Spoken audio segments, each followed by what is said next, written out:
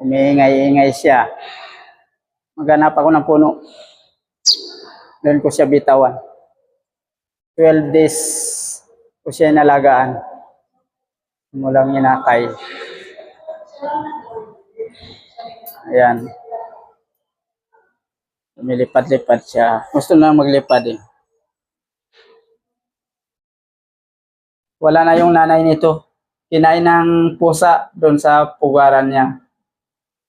Kaya buti nakita ko yung anak niya nito, yung inakay. Kaya pinalaki ko siya. 12 days siya sa akin. Kaya, ngayon bibitawan ko lang siya. Marunong na kumain na yata ito eh. Mabubuhay na siya sa labas.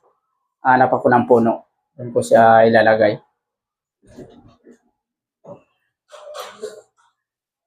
Yan. Bitawan ko na yung ibon. Ako. Maghanap ako ng puno.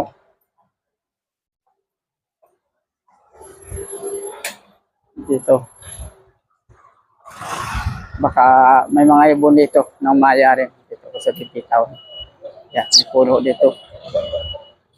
Ayan. Ayan. May puno. Dito ko sa bitawan.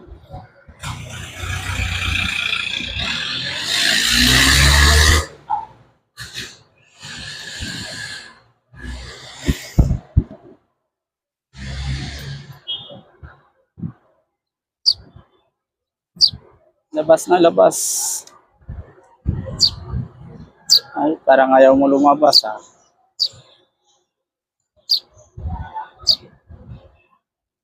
Ayaw lumabas. Nasanay na sa kulungan. Labas ka na, labas.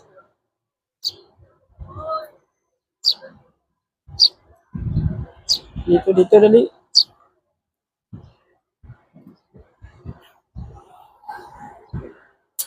Yan. Ito na siya. Tapon ko siya sa kahoy.